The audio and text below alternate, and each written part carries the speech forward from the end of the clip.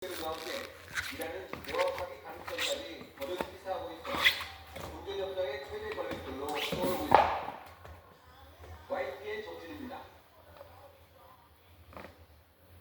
연합의 이스라엘과 레바논 정부가 친이란 무장 조직 헤즈볼라의 무장 해제와 휴전 등을 논의할 첫 대면 협상을 오는 14일 미국 국무부에서 열기로 했습니다. 레바논 대통령실은 현지 시간 10일 두 나라가 워싱턴 주재 대사관 통화에서 첫 공식 접촉해 이렇게 합의했다고 밝혔습니다. 이번 통화에는 레바논 주재 미국 대사도 참여했습니다. 레바논 대통령실은 이번 접촉은 휴전을 확보하고 본격 협상을 시작하기 위한 외교적 노력의 하나라고 설명했습니다. 이란과의 전쟁이 휴전 협상으로 소강 상태에 접어들자 이스라엘 내부에서는 네타냐후 총리를 향한 걱정 공방이 다시 불거졌습니다. 이란 정부는 네타냐후 총리가 재판을 피하기 위해 전쟁을 이용하고 있다며 날선 비판을 내놨습니다. 김주영 기자입니다. 베냐민 네타냐후 이스라엘 총리가 다시 법정 심판대에 오릅니다. 지난 2019년 기소된 이후 5년째 이어지고 있는 3건의 뇌물과 부패 혐의 재판입니다. 한 건은 해외 사업가들에게서 26만 달러 상당의 뇌물을 받은 혐의이고, 다른 건은 자신한테 유리한 보도를 하도록 이스라엘의 언론들과 거래했다는 혐의입니다. 그동안 전쟁으로 인한 비상 폐쇄 조치 덕분에 멈춰서 있던 예루살렘 지방법원은 휴전 논의가 시작되자마자 오는 12일 재판 재개를 결정했습니다. 네타냐후 총리는 이번 재판을 정치적 보복으로 주장하며 강하게 반발하고 있습니다. 이스라엘 대통령에게 자신의 사면을 요청하는가 하면 미국 대통령의 건의를 빌려 압박에 나서기도 했습니다. הנשיא טראמפ קרא לסיום מיידי של המשפט כדי שנוכל יחד איתו לקדם ביתר שאת אינטרסים חיוניים המשותפים לישראל ולארצות הברית בחלון זמנים שספק אם יחזור. 이란의 시각은 싸늘합니다. 이스라엘이 휴전 발표 직후 레바논을 맹폭한 배경에 전쟁 상태를 유지해 재판을 지연시키려는 네타냐후의 숨은 의도가 있다는 겁니다. 의구심을 키우는 대목은 또 있습니다. 당초 레바논을 휴전 대상에 포함하려던 미국의 입장이 트럼프 대통령과 네타냐후 총리의 통화 직후 급선했다는 보도가 나왔습니다. 결국 헤즈볼라 소탕이라는 명분 뒤에 네타냐후의 서거 필수 방어라는 대상이 깔린 게 아니냐는 지적이 많습니다. 오늘 11월 선거를 앞두고 재판이라는 외통수에 몰린 네타냐후 총리. 중동평화보다 자신의 정치적 생존이 급해진 그의 선택이 이제 막 물꼬를 튼 중전 협상의 또 하나의 변수로 떠올랐습니다. YTN 김주현입니다. 최초의 미국인 교황인 레오 14세가 트럼프 대통령의 이란 전쟁을 공개적으로 비판하면서 양측의 갈등이 악화하고 있습니다. 교황은 올 하반기 미국 방문 계획을 취소하고 건국 기념 250주년 행사에 초청하겠다는 백악관의 제안도 거절한 것으로 알려졌습니다. 런던 조수연 기자입니다. 레오 14세 교황은 지난 2월 말 미국 이스라엘과 이란의 전쟁 발발 후 여러 차례 중단을 촉구했습니다. 누구도 전쟁을 정당화할 수 없다면서 특히 민간인 피해에 대해 우려를 나타냈습니다. 지난 7일에는 트럼프 대통령이 이란을 향해 한 문명이 사라질 것이라며 최고의 경고를 보내자 용납할 수 없다고 강하게 비판했습니다. Certamente il diritto internazionale, ma molto di più una questione morale per il bene del popolo completo e intero. 이후 미국과 이란이 2주 휴전에 합의하자 교황은 환영 입장을 밝혔습니다.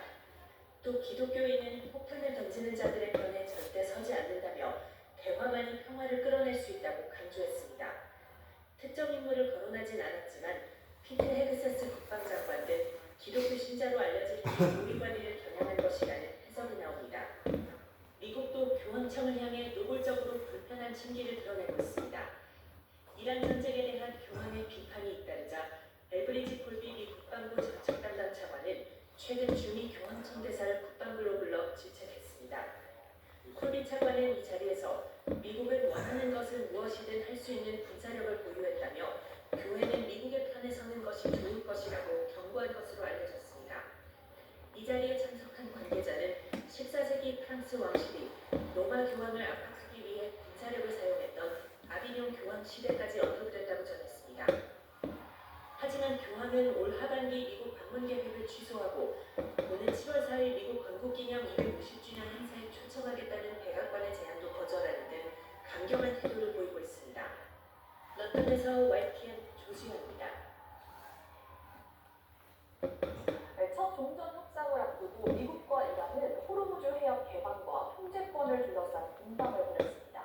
트럼프 대통령은 이란을 향해 통행료를 부과하지 말라고 경고했고 이란 최고 지도자는 해협 통제권을 더 강화하겠다는 의지를 전했습니다.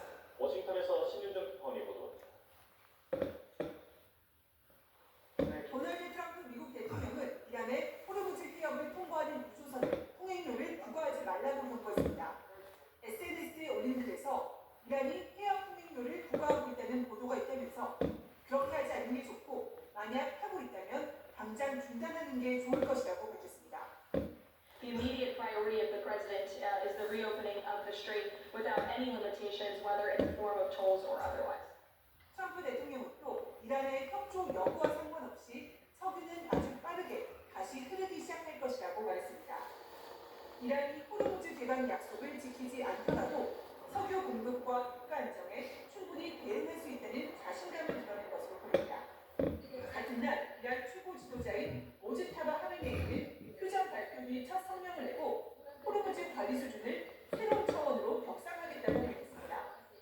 아버지인 이란 전 최고 지도자 알리 하메네이 사망 40일째를 맞아 기록한 성명에서 어떤 경우에도 이란의 권리를 포기하지 않을 거라고 강조했습니다. و حتما مدیریت تنگه هرمز را به مرحله جدیدی وارد خواهیم. 모즈타바는 이란 국민이 전쟁에서 승리했다며 침략자들을 향해 반드시 책임을 물어 피해 배상을 청구하겠다고 강조하기도 했습니다. 마수드 페지시키안 이란 대통령은 미국과의 휴전 수용이 모즈타바의 승인과 지도부의 만장일치 합의로 결정된 것이라고 밝혔습니다. 결국 호르무즈 해협을 협상 지렛대로 활용할 뜻을 드러낸 것으로 보여 호르무즈 해협을 둘러싼 미 이란 간 줄다리기가 종전 협상의 가장 큰 쟁점이 될 것으로 보입니다. 워싱턴에서 YTN 신정입니다.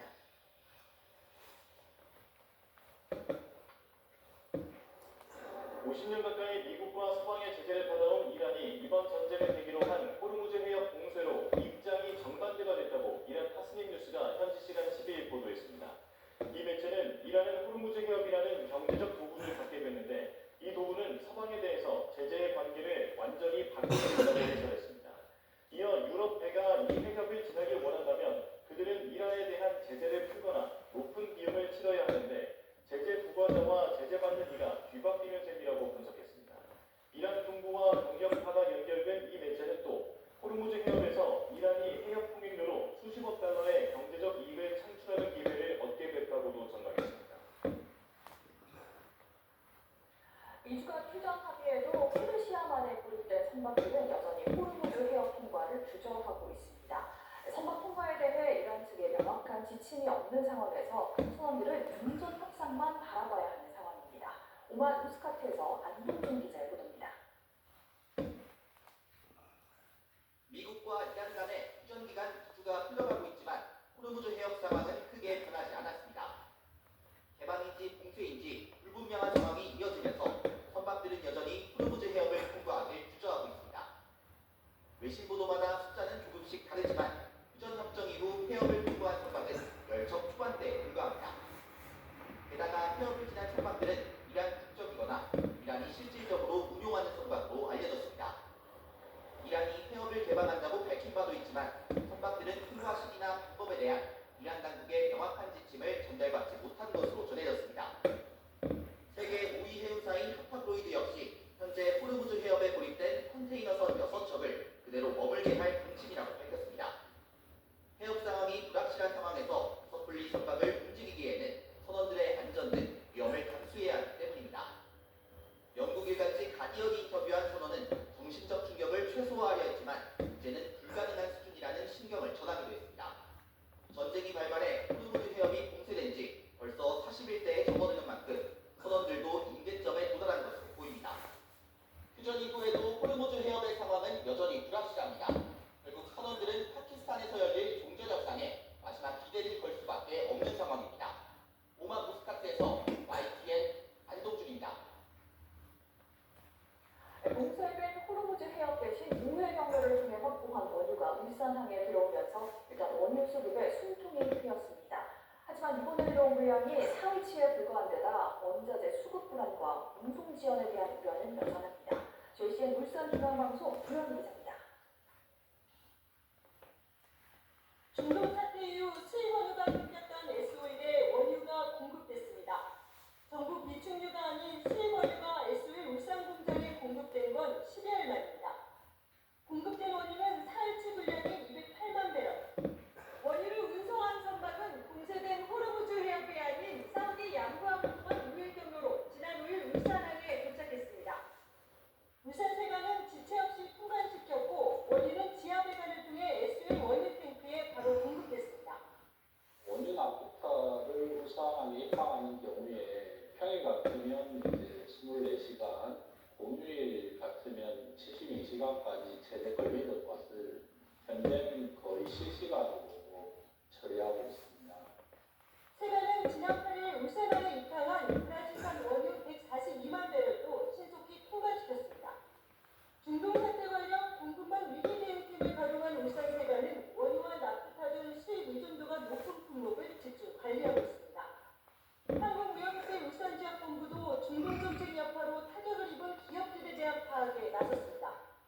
피해를 호소하는 기업들 상당수는 중소기업으로 이 가운데 대기업도 포함되어 있습니다. 특히 중동의 주요 수출국인 기업들은 운항 지연 등으로 수출 대금을 받지 못하거나 아예 계약이 취소되는 피해가 잇따르는 것으로 전해졌습니다. JCN 뉴스 구현입니다. 정부가 정유사의 공급가를 동결했지만 전국 주유소의 휘발유와 경유 가격은 상승세를 이어갔습니다. 운전자들은 최고 가격이 2주 더 유지될 다행이라면서도 여전히 기름값 부담에서 벗어나지 못했습니다. 손효정 기자입니다. 3차 석유 최고 가격이 적용된 첫날 서울의 한 주유소. 누변보다 저렴한 시세에 미뤄뒀던 주유에 나선 차량으로 북적입니다. 정부가 정유사 공급 가격을 2주 더 고정하면서 고공행진하던 기름값이 다소 진정될 거란 기대에 안도하는 분위기입니다.